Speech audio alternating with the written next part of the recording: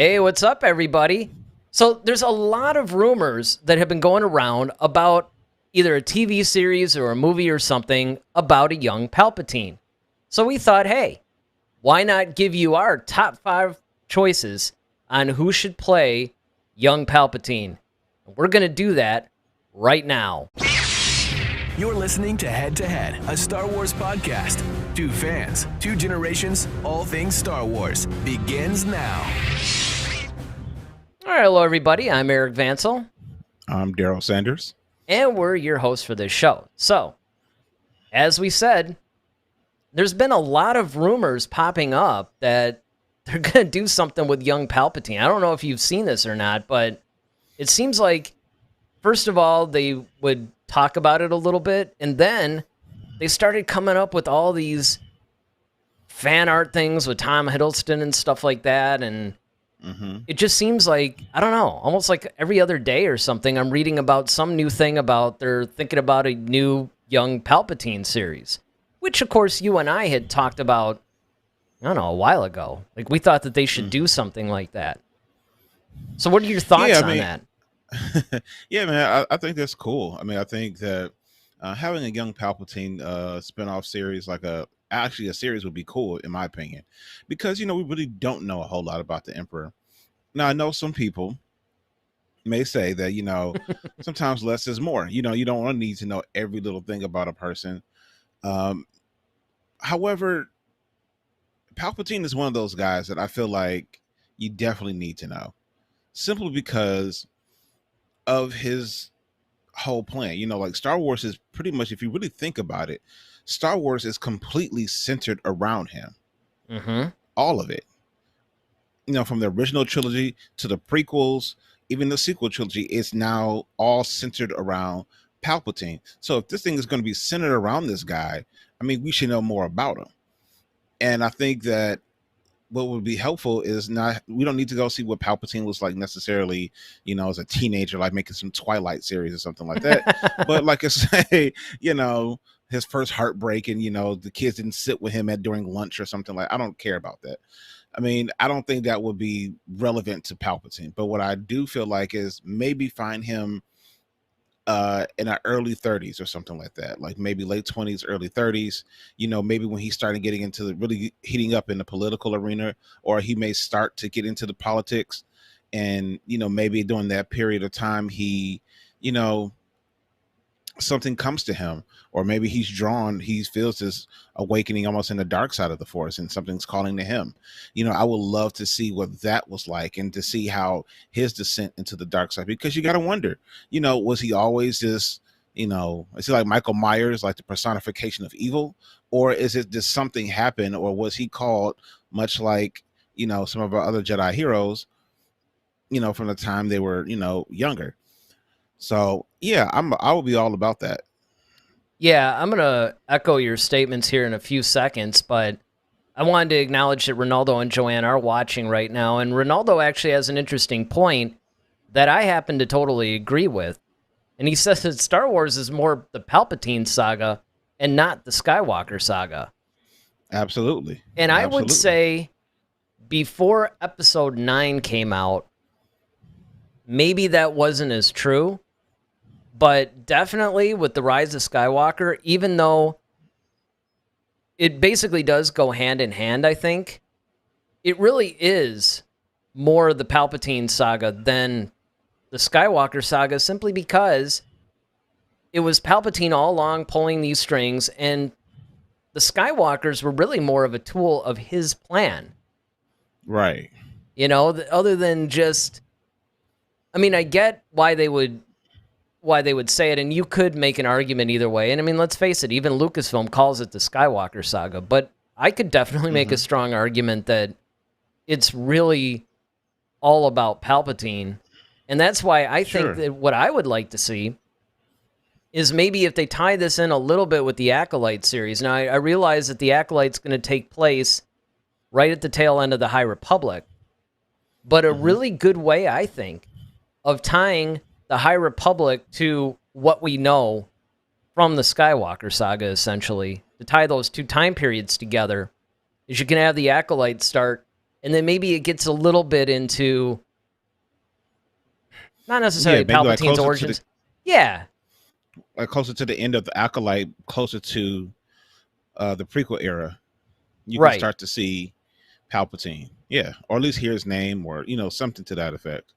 Or maybe what you do is you deal a little bit with Palpatine's master, Plagueis, or Yep. something like that, and then you can do a young Palpatine series, because like you, I agree that even though we do know a good amount about the Emperor, and even though obviously the entire saga as we know it focuses somewhat on him and his plan, and we see the effects of it. He's definitely the man behind the curtain in this. We don't really know a whole lot about his origin, and I think that he would actually be a really cool character to learn about. I would love to see his training. I would love to see, kind of like what you alluded to, where how did he actually turn to the dark side? Was he always like that? Was his mind poisoned? Ronaldo basically says, because every Skywalker dies from one trilogy to the other, but Palpatine is always there. And that's true. That is true. And he has all his limbs. Well, so I mean, looking at Palpatine, we're definitely going to get into the actors, but Right. We're setting all this up because you kind of need to know like what goes into Palpatine before you start thinking about who can play him. So Absolutely. That's why we're kind of going through this. So, and Palpatine, he's kind of like you said, he's the man behind the curtain.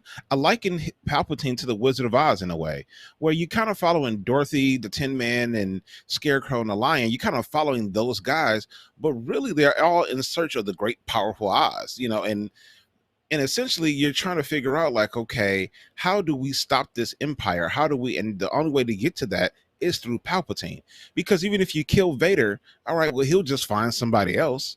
So it really doesn't stop with the Skywalkers. It really starts and ends with the man Palpatine. Well, so if I may interject for 1 second, let me take that analogy a little further, because that's a great analogy. And in fact, when they made Oz the Great and Powerful, that then fill in the gaps of how the wizard became the wizard. And so I think that that's what the Star Wars saga needs, is you have this effect where even though we're focused on different characters throughout the saga, Palpatine's the one that's influencing the whole thing. Yep. And again, before they brought him back on The Rise of Skywalker, if Colin Trevorrow had made his Duel of the Fates movie and that had been Episode 9, this would be a very different conversation. But at the same time, I would still say that they would need a young Palpatine movie or series. Yeah, definitely, because even if you didn't have, even though let's just say Palpatine had nothing to do with the sequel trilogy, which you can arguably say, if you did Colin Trevorrow's thing, he wouldn't have. But you still have the prequels and the original trilogy. That's still all Palpatine anyway. Yeah. So, I mean, once again, you still have, it still revolves around him, and you still should actually kind of show us like, okay, here's who this guy is. But let's talk about Palpatine, the man, for a moment. All right. So we have 5 actors that we're going to get to momentarily. We're just getting everybody a chance to get here and join the party. Right. So I'm following your lead, man. Let's look at Palpatine, the man. Like, what do you think goes into playing the role of Palpatine? Especially, what would you think a younger Palpatine would look like? Well, I mean, I think that for me, you have to balance it out between, obviously, depending on at what age we're talking about and where you're going to start a story. He has to have some element of cunning, deception, maybe like a greed or some sort of a thing, because the one thing that you notice in Palpatine, there are no redeeming qualities about him. None. He feels nothing. He cares about no one. He only pretends to be benevolent for his own gain. And I guess a lot of it's going to depend on what they want to do with his story. In other words, do you want to make this a fallen hero, somebody who was once really good and then just turns completely evil? Or do you want to start the story where this guy was just, from the minute he popped out of the womb, he was just really bad. Destined to be, yeah. There was never anything redeeming about this guy. Now, I would say that with any actor, you need somebody that can convey, based on what we know, his evil nature, power. He's going to need a little bit of a range. You can't have somebody that's one-dimensional. I agree. The problem with it is, because otherwise, and I'm not saying this actor specifically, but you take somebody like Jack Nicholson. Jack Nicholson generally plays a certain type of character. When you need that type of character, you call up Jack. Uncle Jack. And even though, if you look at his portrayal of the Joker, it was one of the best, but at the same time, Palpatine's a little bit different. He's not just some twisted, maniacal bad guy. He has a lot of different, there's a big range. Complexities to him. And complexities, to the character, exactly. Yeah, and using Jack Nicholson, honestly, I would look at his character from One Who Flew Over the Cuckoo's Nest, because he has to play that dual character of, we know he's a sane guy. He's just, a jerk, and he's just kind of, all about self pretty much. But in order to get out of this particular situation that he's in, he has to play like he's insane. And, there's some people, particularly Nurse Ratched, who probably got the hint that, I don't think this guy is really crazy. I think he's just trying to get out of something. But you watch the way that he actually plays three different characters in the movie. Jack Nicholson plays like, kind of this con man. He definitely has that con man, mentality. So he's playing that. He's kind of playing a lunatic on one end, and then on the other hand, he actually does begin to start to feel. He does begin to start actually having compassion, but he still has to kind of hide that from certain people, and then be this person here and be this person there. And that totally reminds me of Palpatine, because what we've seen, in the Clone Wars, in the prequel trilogy, is that he, like you said, he's benevolent. He's like, oh yes, we will certainly watch your career with great interest, and he sounds all fatherly and warm and fuzzy, and then like the next minute he's got a hood on, he's telling somebody to kill everybody. It's just like, okay. So I think that's why, honestly, my favorite scene from anything in the whole, I guess anything that involved Palpatine, one of my favorite all-time scenes is when he's more or less confronting Anakin for the last time as the benevolent Palpatine, and he starts to reveal that he's a Sith Lord. Because that's the only time that you really see him kind of going from that fatherly thing to the evil thing. It's almost like there's that transition. He's trying to be cool, but at the same time, he's starting to really reveal his true nature and what he is and what he wants. And I think that's just such a great scene, which of course Anakin eventually is just like, well, wait a minute, you're the guy? And then he draws his lightsaber, which to me was actually one of the most shocking moments of the trilogy. Because up until then, Anakin had always been making excuses for him, and he was obviously very loyal to him. And the last thing that I thought that Anakin do, it's not that I didn't think that he wouldn't try to arrest him, but at the same time, I'm like, whoa, he's actually, that's pretty gutsy if you think about it. Let me get this Ronaldo comment in here, since it's definitely what we're talking about. He says, if we were talking about Palpatine before becoming a Sith, I think he doesn't need to be super evil. I think he needs to be a different character and then become the evil dude that we love. Something similar to the Joker film.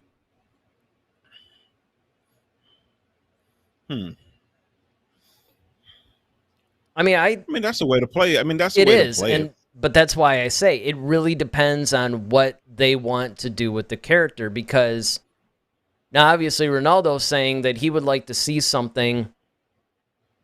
Joanne even says when he was young, he was charming, but he's evil. And that's it. I mean, I think that if you... Oh, RG50 just popped on. Hey, what's up, Hey, RG50? man, what's going on?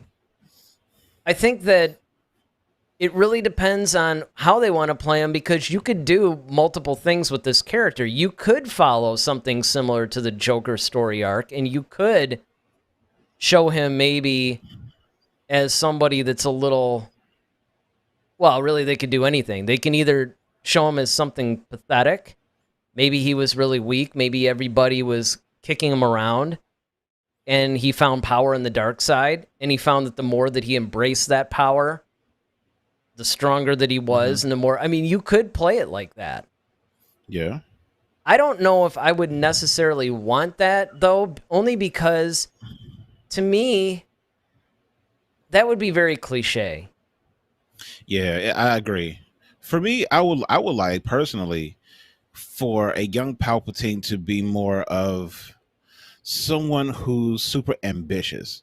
There you go. You know, a lot of times, and Eric, and we watched that show 24, right?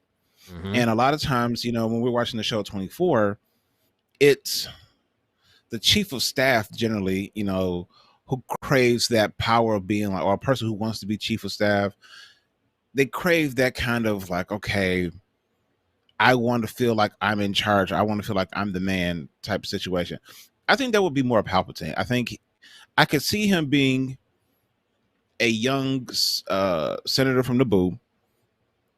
And I could see, like, what he sees this, this whole institution of the Republic. And he's kind of like, they're doing like, if I had my way, I would just kind of take it all over, because these idiots don't know what to do. These people, him kind of having that kind of like, almost like a megalomaniac kind of persona, where he's kind of just thinks he's just better than everybody. Yeah. And I think that would be the easy lure for someone like a Plagueis to get a hold of him. Let's say Plagueis is looking for another apprentice, and he's like, you know what? This guy has a lot of what would make a good Sith Lord. He just doesn't know it yet. And what I need to do is I need to draw him into me and give him this power, and he could be far greater than anybody, because he's so ambitious. He won't stop pursuing power. And that's the whole point of the dark side. And that's what makes Palpatine so powerful, is the fact that he's always looking to take it to the next level, whether it's, all right, I need a stronger apprentice, whether, no, I want to figure out how to be eternal. You see what I'm saying? Like, he's always craving that extra bit of power.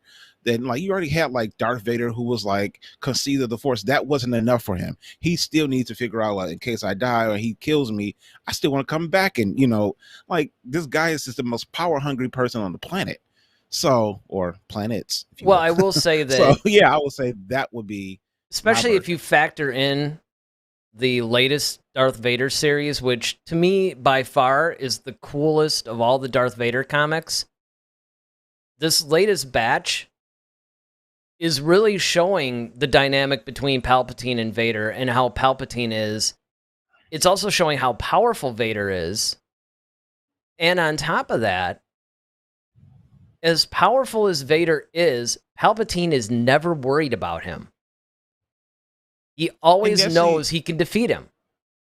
And that's what's scary, because if you really think about it, that's really either super scary. I mean, it's super scary in a way, but then at the same time, it's kind of like, well, who the heck are you? Because you got to think about it. You got Anakin Skywalker, essentially, who was conceived of the Force. Like, he was born of this entity that you use or crave. Yet you still don't fear his ability, even though the dark side allows you to become more powerful quicker. So he already has an edge on you, but you're still not worried about it. Well, I mean, I will say this, though. Palpatine, as he said in Revenge of the Sith, he's telling Yoda, look, he's going to be more powerful than both of us. That's if Anakin had, well, first of all, if he had not gotten injured and he had stayed a Jedi, unquestionably. But even if he had not gotten injured and stayed a Sith, he probably still would have eclipsed Palpatine eventually. But of course, he was never able to reach his full potential, and Palpatine knows that. Joanna has a good point. She says he has the mindset of a serial killer. Which, there's some like truth a Jack the Ripper kind of. There is definitely some truth to that. But before we get to the whole top 5 thing, because I don't want to drag it out too much, because everybody's just going to be like, oh, these guys aren't, we do want to get to the whole title of this thing, so just hang on. Because what I would like to do now, and this does actually tie in, like you'd said, to the whole, you got to lay this foundation before you start getting into who's going to play this guy. Mm-hmm. My variation on what you were saying is I would like to see Palpatine always kind of be ambitious and evil.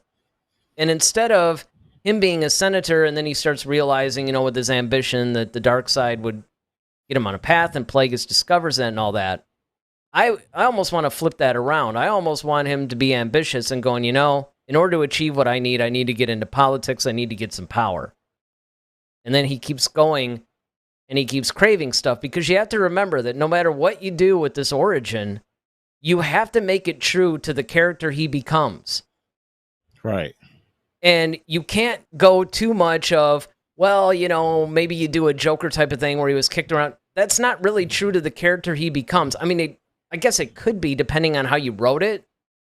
Mm-hmm. But to me, it just makes sense because he's so innately evil. It just makes more sense if that was just always inside him and he's looking for more ways to increase his power, because that's pretty much what he's interested in. He just wants power for the sake of power. All right. So with that, let's get into top 5 actors. Now, we chose these based on a couple of things. Number one, the possibilities. In other words, who's Lucasfilm actually looking at? But beyond that, there's also some other actors that we found that could actually do a really good job playing him if, they looked at him. So, here we go. So, number 5. And these aren't any. Yeah, no, they're not in any order. I should point that out. They are not in any specific order. Number 5 is Matt Smith. All right, so that was a good idea to point that out. They're not in any specific order. But this guy, I'm trying to remember everything that he's done, because this guy's done quite, he's... Was he Doctor Who? Yeah. And he did the embodiment of Skynet from Terminator? Mm-hmm. Okay. Yeah, and that's the thing. Because you have to have a couple of things. First of all, you have to have a guy that could actually look the part.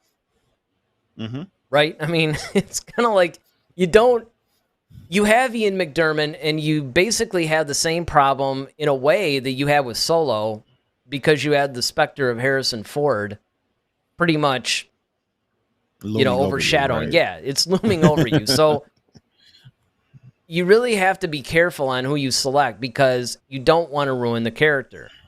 And you don't want to venture too far away, and you don't want it to be like where you look at this guy and you're like, this guy looks nothing like what Palpatine looked like.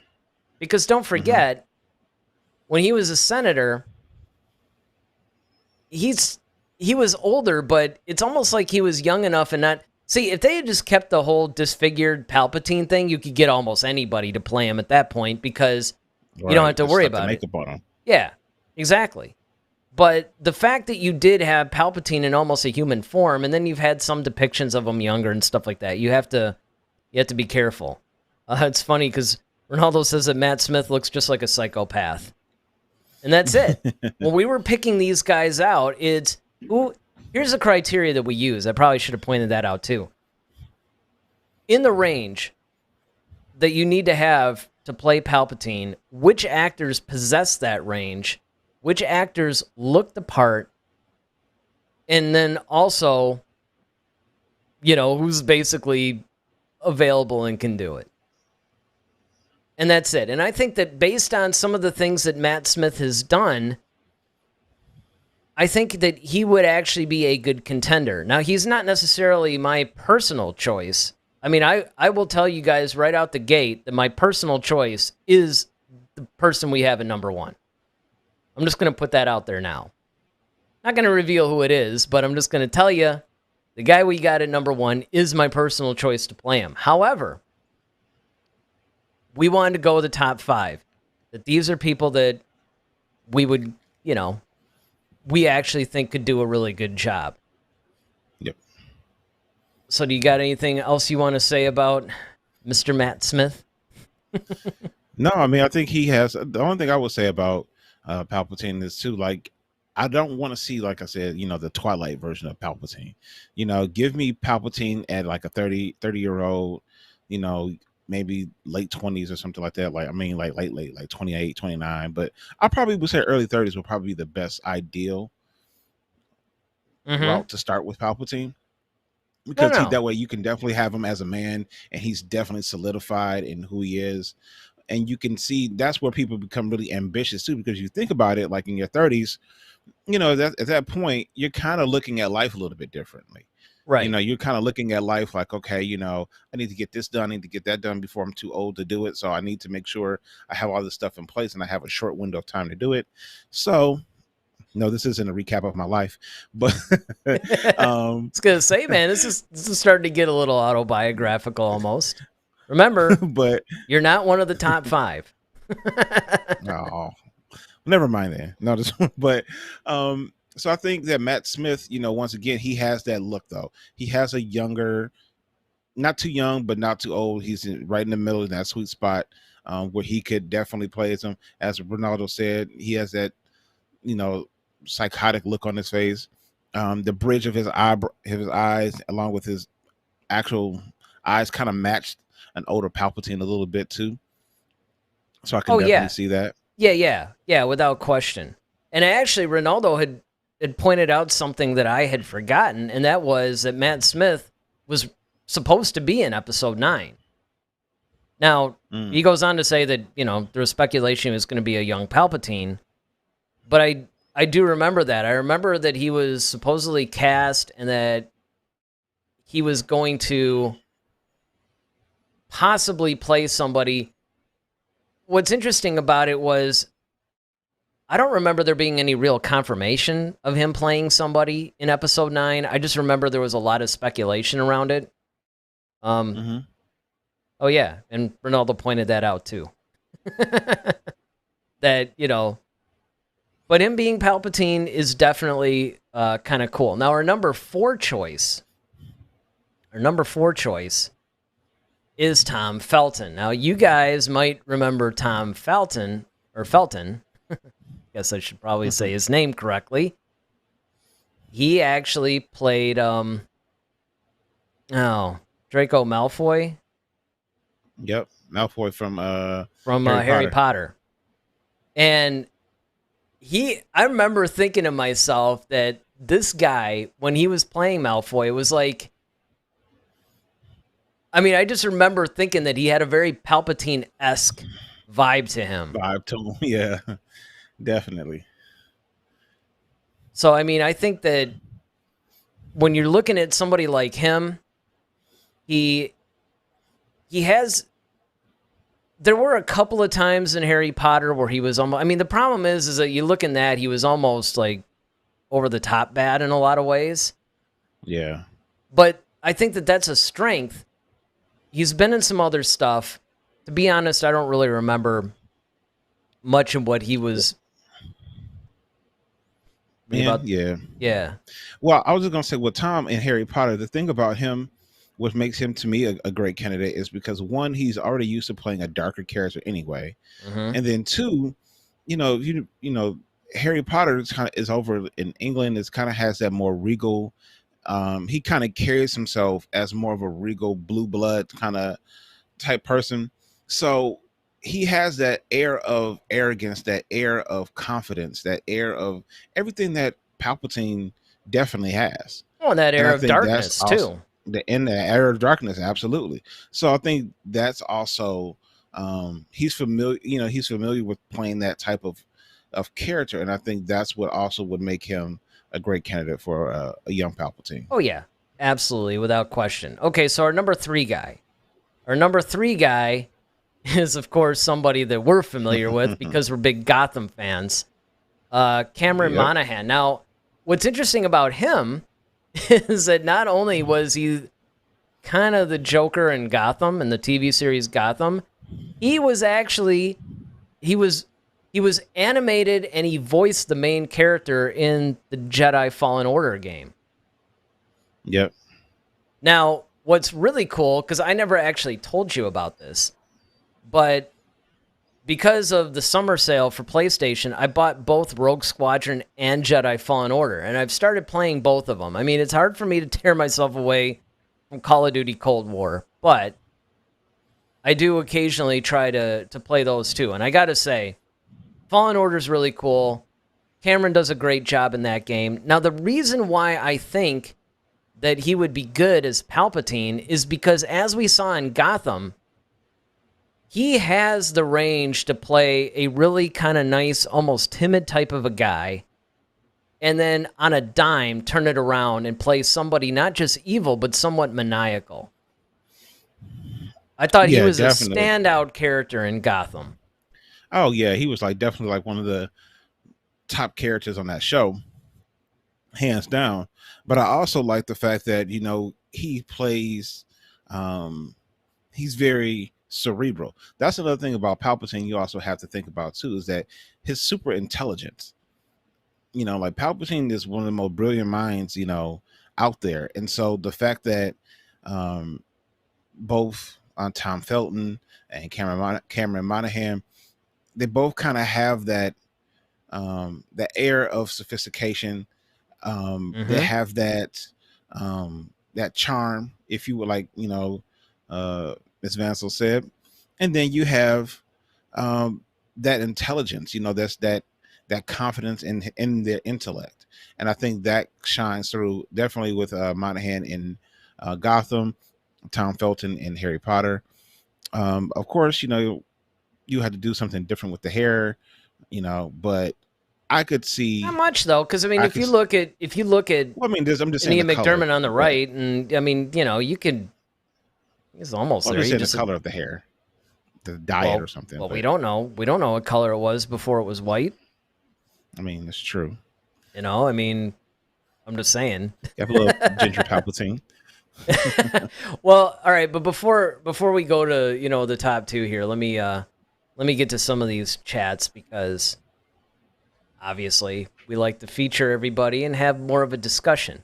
So Ronaldo says Tom Felton being Palpatine is just great to me. The bit of makeup, he could look like a young Palpatine, and that's really what it comes down to. Is that you have to remember that with any of these guys, obviously they're not Ian McDermott's twin brother, right? So Right.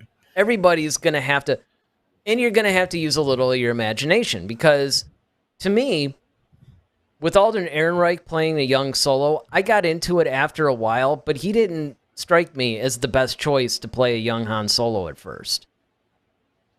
That had to win me over a little bit. RG50 said that's the look that they're going for. And that was in response, Joanne saying about looking like a serial killer, because let's face it, there is definitely a somewhat of a serial killer vibe is at least in the threatening elements and the evil elements of Palpatine. Definitely. While RG50 had never seen Gotham, Ronaldo was like, Cameron was terrific in Gotham. He's a good choice. And then, of course, RG50 was like, was he the Joker? Yep. Yeah, it's kind of weird, because at first he was kind of like the guy's twin brother. And then that guy was killed, and then it was revealed that he had a twin or whatever, and then he became kind of evil, and then he more or less became... They still haven't been 100% clear. I don't remember, actually, if he was... Did they actually make him the real Joker? Or was he still kind of a predecessor? Well, I think he was still the real Joker. I mean, especially by the season finale. Yeah. Well, I mean, when you got him like in the purple thing, and Ronaldo said, let's say he was a Joker-ish character. Right. Which is true. And I mean, honestly, and this is one of the things where, and this happened to me with Michael Rosenbaum in Smallville, where, Rosenbaum plays... Now, with Rosenbaum, it's a little bit different, because when he was Lex Luthor, I'm like, dude, this guy is Lex Luthor. He needs to be Lex Luthor in, like, every Superman-related thing that there is. And with Cameron, I have to say, it's kind of the same thing, where, to me, he basically, as soon as he was the Joker, even when he was, his own twin brother or something like that, I'm like, okay, Jerome. Yeah, that was it. When he was just Jerome, I'm like, this guy is without question the Joker to me. And when you really stop and think that you've had Heath Ledger and his brilliant performance, of course you had Jack Nicholson, Jared Leto, and all these guys who have been playing him. I mean, I'll even go back to Cesar Romero. I even go back to Mark Hamill. Well, and that's the animated thing, but it still does count. But I mean, when Cameron came on, I was a little bit skeptical at first, because I'm like, man, if they want to put the Joker in this Gotham series, that's a lot of competition. Mm-hmm. But yet, he rose to the occasion, and I gotta say, man, he nailed it to the point that I would not mind seeing him in future iterations of the Joker. If you could do that with that iconic of a character, my point is, if you give Cameron the material and you give him the Palpatine character, I'm pretty confident that he could win us all over as a young Palpatine too. All right, so now it's time to go to our number 2, I think. So number 2 is a bit of an interesting choice. Were you about to say something? Oh, no, just say all right. Number 2. Okay. Not that I have to go number 2 or anything, but who does number 2 work for? Still a classic scene. Our number 2 is Bill Skarsgard. Now, he's kind of a more interesting choice on there, but I have to say, after seeing his turn as Pennywise, because again, man, this is another example of Tim Roth. Or I'm sorry, Tim Curry. Let's think of something else. I was listening to all this stuff about David Lee Roth today, so it's like... But Tim Curry's performance of Pennywise on the It miniseries was just pretty much... I mean, he defined that character, right? Because you didn't really have any other live-action type of a depiction. And all you really had was the book, and he literally brought that character to life, and within that miniseries, he became Pennywise the Clown. But along comes Bill Skarsgard. He does his own version. And it was equally as good. Yeah.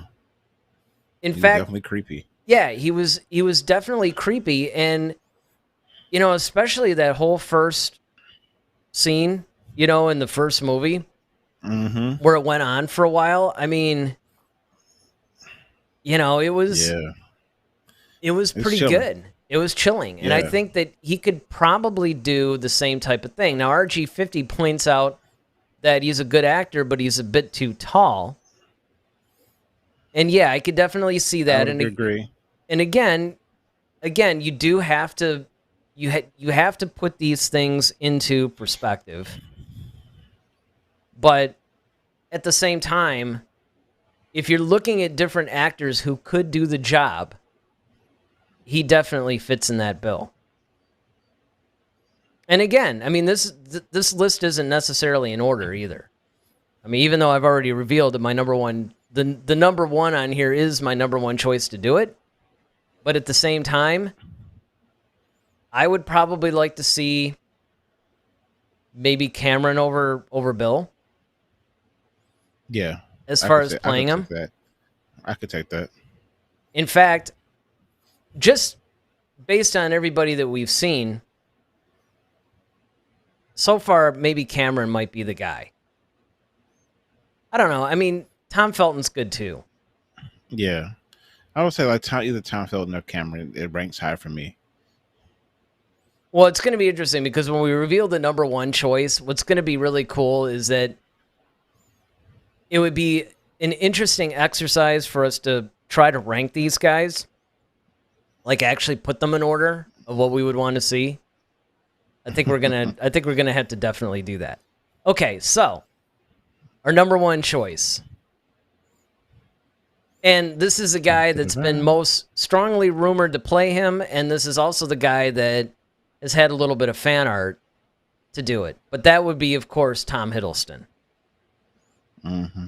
Now, a lot of times people go, well, you know, but he plays Loki and all this other stuff. It's like, yeah, I get it, but if you give him the material and you put him in the, you know, do the whole makeup thing or whatever it is you're going to do to him, and if you haven't had a chance to check out the fan art, if you just Google Tom Hiddleston, Young Palpatine or whatever, you'll see it.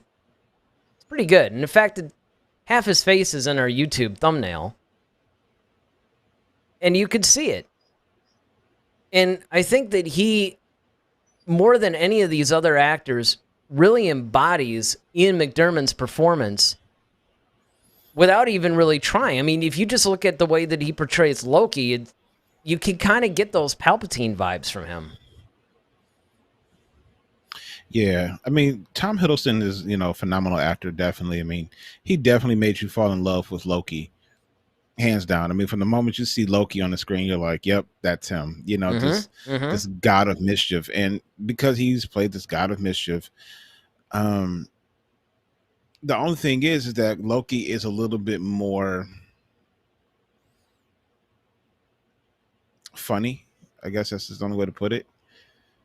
Whereas Palpatine is definitely more serious. Yeah, but I mean, if you think about it, though, it really wasn't until the scene that I guess was probably the one that made me really think that he could pull off Palpatine, because there's definitely been some funny moments and stuff, but the scene between when he was captured and he starts taunting Black Widow and he's really threatening in that scene. Yes. To the point where I remember seeing like that in the theater, man. I was just kind of like, whoa. Yeah, he was very, it kind of gave you a mix of Hannibal Lecter and I'm trying to think of who's that other person who did that. He kind of does that almost like in a way like a Jack Nicholson in a way. Like it was weird. Like he kind of had this multi-layered thing going on at the same time, but it was really creepy. And I just remember like he delivered the heck out of that moment though. Oh, like, that's completely. Still like one of the best. Like, it's Loki hands moments. down one of the best, Loki moments ever. Another one was when, you know, he was enslaving all those people and everything like that. And I mean, he was genuinely kind of creepy and threatening in those scenes. And I definitely think that he more than anything could really embody Palpatine. And I mean, you look at this picture, you got Ian McDiarmid on the right here, and then you got Hiddleston on the left. They have a very similar look. They do. And so you can buy it as a young version of Palpatine. Eyes and nose. Yep. And the cheekbones they're very there. He has more of a square jaw than Ian McDiarmid. His is a little bit more rounded, but I mean, outside of that though, man, I mean, it's pretty good. I mean, it's pretty good. And we all know like I said, he has the range for it. You know, that's the cool thing. He has the range. And what's interesting is when you look at other movies that Tom has been in, you don't think of Loki at all. And that's probably one of the biggest compliments that I can pay is the fact that you don't See. see it. And he also, because his appearance is different and things like that, he's also a really good character actor. And I think that that's something that's strong too, because some actors, when they're known for playing a particular role, you can see that performance in almost every role that they play. Right. And that's because either the range is limited or there's just a little bit of them in every character that they play. And you can clue in on a lot of those similarities. Hiddleston, on the other hand, is really good at putting a different spin on almost every character that he plays to the point that you almost forget it's him. Mm-hmm. All right, so we got a fairly active chat. So, which is not surprising considering, this is basically a definite subjective show here. So, Ronaldo says, Bill is an excellent actor and has one of the scariest looks I've ever seen. As Palpatine, he would look great. And that's it. I think that one of the things that is cool about him, and it definitely elevated the whole Pennywise thing, is he has kind of a weird, insane sort of look. When you look at our number 2 choice here, there's something kind of off about him, looks wise. Cold. Yeah. I'm sure maybe he might not really feel flattered by some of these descriptions, but that's just kind of the way it is, right? Now, about Tom Hiddleston, though, RG50 says, he's a good actor, but every time I would see him on screen, I would see Loki. I wondered, so do you feel that way whenever you see him in other movies? Because I think part of the problem is, and this is where the whole Marvel thing works against the actors in a way, because there's so many of them. There's so many movies, and they're coming out every year. And a lot of these guys do cameos in movies, like in each other's movies. And in fact, I just saw Free Guy last night, which was, if you have not seen it, I highly recommend it, because even though the previews kind of make it look a little bit like Adam Sandler's Pixels, it's actually a very deep, funny movie. There's a lot more to it than just what the previews show. But there's a cameo by Chris Evans in it. Again, kind of a riffing on the Captain America thing a little bit. So these guys are not only in their own movies, but they're also doing cameos in other movies. And so consequently, I think that in the case of Tom Hiddleston, we're constantly seeing him as Loki. Now you have the TV series, right? You got the whole Disney Plus series. So this is being reinforced in your mind. But I think that if you would actually see any of the other movies he's been in, I just saw him in a movie recently, and I can't remember which one it was. But yeah, because even take somebody like Michael Keaton, Robert Downey Jr. If you want to go Marvel, Robert Downey Jr. has played a bunch of different characters recently. He's played Sherlock Holmes. He was in that latest Disney movie. Jungle something, not Jungle Cruise. That was The Rock, but oh yeah, that's right. It was something else. But it's kind of something like that. But yeah, he's played different characters, and he's played them so well that you kind of forget that he's Iron Man. Or even what was the one? He was the judge. Oh was yeah, the judge. Yeah. That was awesome. You don't see Iron Man in that. Exactly. And that was right in the middle of all that too. And yeah, exactly. He's right in the middle of shooting, a lot of the Avengers stuff. But that's what I'm saying. I think that you would think, and that's what marks a true actor, is that when you can really separate them from their various characters that they've played. Mm-hmm. And Robin Williams has been able to do that. Michael Keaton has been able to do that. Well, let's go Harrison Ford. Harrison Ford's been able to do that. Harrison Ford's been able to do that, and he's two iconic characters. He's Han Solo and Indiana Jones. Mm-hmm. And there was a time in the 80s when the Indiana Jones movies were coming out, fairly regularly. Yeah, fairly regularly, along with Star Wars. And yet, you would do other movies, and you'd be like, oh, okay, cool, it's Harrison Ford. It just depends on... But see, the thing is, though, let's just say that Harrison Ford was playing Han Solo every year. I can understand maybe for some people, that might be a thing. So Ronaldo basically says, Tom is not a bad choice. Amazing actor with a lot of experience, and he kind of looks like a young Ian McDiarmid. Yeah, I agree with that. Now, of course, Joanne takes a different view and says, I don't see it. However, I haven't seen him act. Well, I'm assuming she's talking about Tom Hiddleston. So my advice would be, see the Marvel movies, but there's other ones that he's done. I really wish I can think of. We should look up some. Look up some movies while I'm doing this chat. Find out the stuff that he's been in. Because this is driving me nuts. I've seen him in a bunch of movies, and I'm like, see, I knew this guy was really good, and I can't think of a single one right now. This is interesting. RG50 says, after seeing the 5 choices, my number 1 is Matt Smith. I can go with that, because like I said, I still would think that my number 1 choice is still probably going to be Hiddleston. But, I could go for any of these guys pretty much. Like, I would not be disappointed if any of these guys got the role. And, of course, Ronaldo says, my pick is Tom Hiddleston.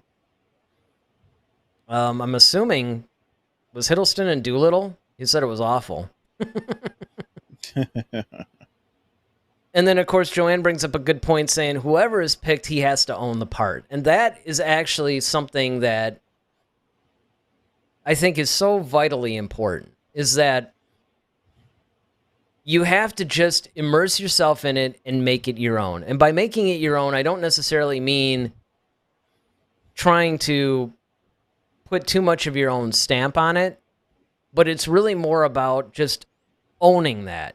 Just look, you have to really take this thing on and throw 110% into this, because Palpatine is an iconic character that everybody knows, and more so than just Solo. I mean, with Solo, it's kind of like, yeah, you're seeing a younger version of him and seeing new adventures and stuff like that, but you kind of knew all this stuff already. You're seeing Solo do the Kessel Run. You're seeing Solo meet Chewbacca. You're seeing Solo when he was in the Empire. All this stuff was already known about him. This is stuff that was just depicted on screen. With Palpatine, we don't really know a lot about his backstory. So whichever actor is chosen, they have to be an instrumental part in painting that picture. So that's not going to be an easy thing to do, because, as we've said, you're always going to have the whole Ian McDiarmid thing. Now, Ronaldo basically says some fans think that Billy Boyd is a good option. He was Pippin in Lord of the Rings. And I know I've seen him in something else too, because I remember that actually being brought up at some point, because I remember at first going, I don't know, man, he's too nice. But then I saw him in something else, and that made me go, maybe. And there are a bunch of people. I mean, I wanted to try to research as many as I could, but, there is a time thing, right? I can't go through every single actor that would have been. But these 5 were the ones that jumped out at me for, like I said at the beginning of the show, for a couple of reasons. Number 1, they kind of have the general range and general look that, with varying degrees of makeup or, just overall body language and acting and stuff like that, you could see them as a younger Palpatine. That was number 1. Number 2 is just again, having the range of character to be able to play whatever it is that's going to be thrown at him for this character, because you have to be evil. You have to be, at times, charming and benevolent because you're trying to get your way and you're trying to deceive people. One of the biggest things that Palpatine did, which we brought up in a show, is that he managed to be this ultra-powerful guy and yet flawlessly play a weak character. Look at how many times in the Clone Wars he's all like helpless, or even in Revenge of the Sith in the beginning. You're like, oh, don't hurt me or whatever, you know, and the Jedi are like, oh, don't worry, we'll protect you. Well, little did they know, he could protect himself pretty good. And it's really difficult when you're that powerful to pretend not to be. Right. Exactly. You know, it's a lot easier to be weak and pretend you're powerful than it is to be super powerful and pretend you're not. Mm-hmm. And so for that reason, you have to have, from these actors, an incredible range. So now, if we're going to rank these now, like in some sort of an order, what would you go with? Well, the first order or the final order? No, I'm joking. Oh, yeah, I deserve that. I'm just, you know what? I'm going to take that hit and just... I see. Honestly, I would like to see Tom Felton. That's your number one? Yeah. For some reason, I feel like I get it. he has that look. He has the, and I think it would be just different enough. You know what I'm saying? Like, I think it's different enough for him as a actor, because it's going to stretch him more. But I think it would also put him back in kind of a, like, okay, you know, he's grown up from Harry Potter. He can play even more powerful of a character. So I would like to see him. But if I'm going based upon already established skill set, yeah, I'll go with Tom. Number 2, I'll go with Cameron. Number 3, Bill. And I'll round it out with Matt Smith at the end. Yeah, I mean, that's almost kind of how I'm going to go. I mean, I still think Hiddleston would be my number 1.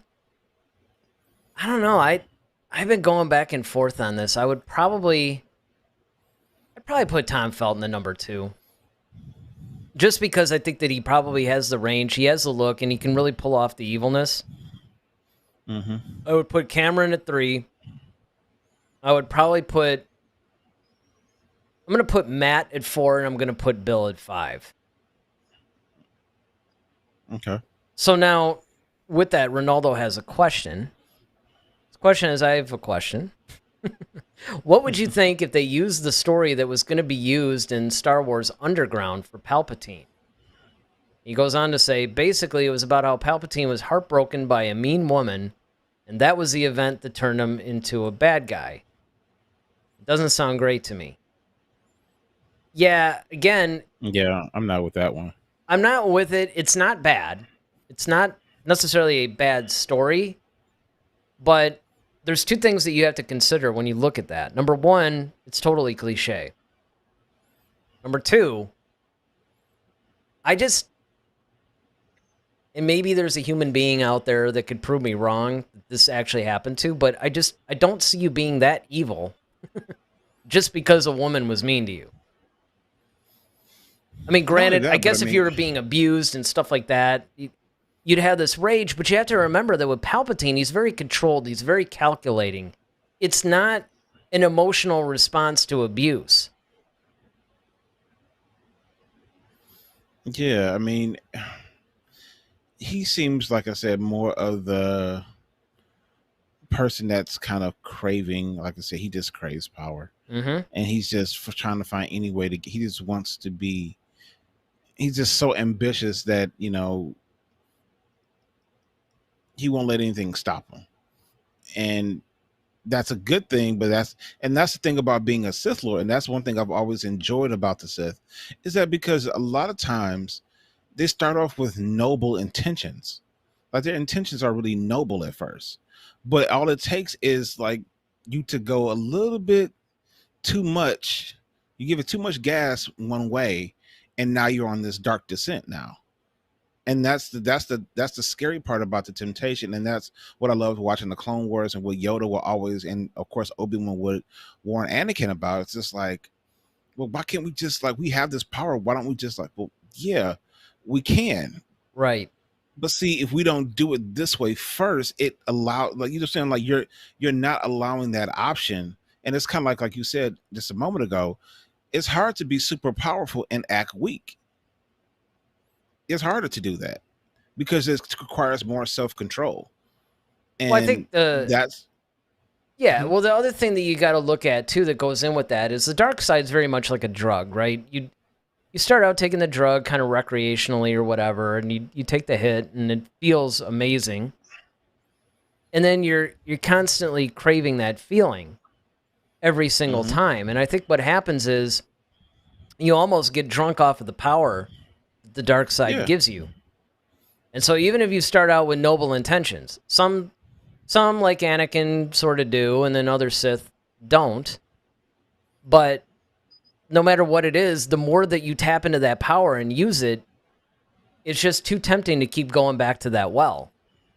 Yeah. And I think that that's what happens. And I think that in Palpatine's case, greed and ambition are what drive him as a person. Mm-hmm. Because if you think about it, the dark side is going to somewhat amplify the more negative qualities of whoever's wielding it. Mm-hmm. And that's why Vader was so powerful, because he tried to enrage him all the time, because he knew that's where a lot of his source of his power and his strength. Like, I mean, Anakin was a formidable fighter, but you saw, like, when he got mad at Obi-Wan, man, he was just going ham. Yeah, like he was a hothead. Exactly, he's a hothead, and he had a lot of fear. Mm-hmm. And those are two. Playing upon that, exactly. That's like the top two of the dark side: fear and anger. Well, hatred's up there too, but yep. You know, you keep fueling that, and it's going to be pretty much like the greatest dark side cocktail ever. Mm-hmm. And same thing. Palpatine basically craves power. He's ambitious, and he pretty much wants to rule. That's basically his whole goal in life, is to just rule over everything. And I think that it would be good if they're going to do a series, because these are the things that we know about him now, but I would like to see if there's more to it than that. Mm-hmm. What's behind? It's like, okay, you can rule for the sake of ruling, but what's behind it? What's the motivating factor? What else is driving this character? Those are the things that I really want to see. And I do think that these 5 actors have a really good chance at being able to successfully portray that. Absolutely. All right. Well, I think that's going to wrap it up for this show tonight. So let us know in the comments section if you're watching the rebroadcast. You still have, like I said, 30 seconds or so to say anything else you want in the chat. But let us know, who are your top 5 picks to play Palpatine? And what do you think of ours? You know what I mean? Is there anything you guys agree with what we're saying? Do you have any problems with any of our picks? Let us know in the comments section. And while you're there, don't forget to hit that like button, because it activates the good old YouTube algorithms, and it really helps our channel. And don't forget to hit that subscribe button while you're there and join the discussion. Like you've seen everybody here, we love to discuss Star Wars, get together every Monday and every Friday at 8 o'clock Eastern Time to just hang out and talk about Star Wars. What could be better than that? We don't really know what we're going to do Friday yet, do we? Not as of yet, sir. All right, well, unfortunately, there's no preview, but you know what? Check us out Thursday night or Friday morning or whatever, and you should see what the show is going to be about. So, until Friday night, I'm Eric Vansel. I'm Daryl Sanders. May the Force be with you. Always.